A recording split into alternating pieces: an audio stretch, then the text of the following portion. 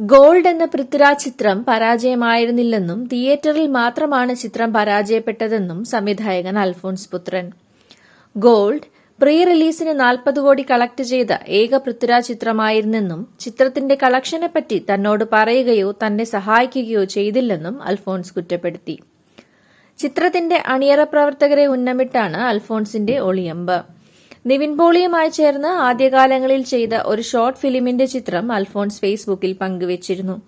ഇതിന് താഴെ ഒരു ചിത്രം പരാജയമായാൽ എന്തിനാണ് ഇത്രയും വിഷാദത്തിലാകുന്നത് എന്നുള്ള ഒരു പ്രേക്ഷകന്റെ കമന്റിന് മറുപടിയായാണ് അൽഫോൺസിന്റെ പുതിയ ആരോപണങ്ങൾ.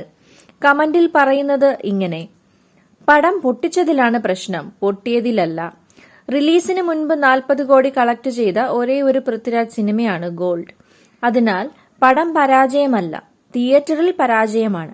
അതിന് കാരണം മോശം പബ്ലിസിറ്റിയും എന്നോട് ഒരുപാട് നുണകൾ പറഞ്ഞതും തുക എന്നിൽ നിന്ന് മറച്ചുവെച്ചതും എന്നെ സഹായിക്കാതെ ഇരുന്നതുമാണ്. പുട്ടിന് പീരയിടുന്നത് പോലെ ഇതൊരു അൽഫോൺസ് പുത്രൻ സിനിമയാണ് എന്ന് മാത്രം പറഞ്ഞുകൊണ്ടിരുന്നു. ഇതാണ് ആ മഹാൻ ആകെ മൊഴിഞ്ഞേക്കുന്ന വാക്ക്. ഞാൻ ഈ സിനിമയിൽ 7 വർക്ക് ചെയ്തിട്ടുണ്ട്. പ്രൊമോഷൻ സമയത്ത് ചില ആരോഗ്യ പ്രശ്നങ്ങൾ ഉണ്ടായിരുന്നു. ബാക്കി എല്ലാവരും സംസാരിക്കും എന്ന് വിചാരിച്ചു. അതിനാൽ ഗോൾഡ് പരാജയപ്പെട്ടത് തിയേറ്ററിൽ മാത്രം. തിയേറ്ററിൽ നിന്ന് പ്രേമത്തിന്റെ കാശ് പോലും കിട്ടാനുണ്ട് എന്നാണ് അൻവറിക്ക പറഞ്ഞത്.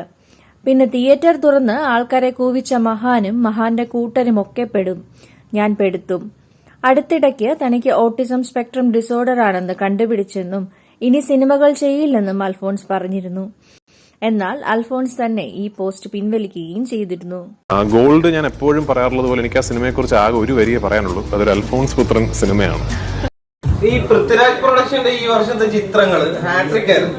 3 ചിത്രങ്ങൾ യഥാർത്ഥത്തിൽ ബോക്സ് ഓഫീസിൽ ഗോൾഡ് വർക്ക് ചെയ്തില്ലല്ലോ, പക്ഷെ അതിന്റെ സാമ്പത്തിക വിജയം നേടിയെന്ന് കളക്ഷൻ റിപ്പോർട്ട് വന്നിരുന്നു. ഞങ്ങൾക്ക് പ്രോഫിറ്റ് ആണ്, അതാണ് അതിന്റെ സത്യം. അത് ആ അർത്ഥത്തിലാണ്.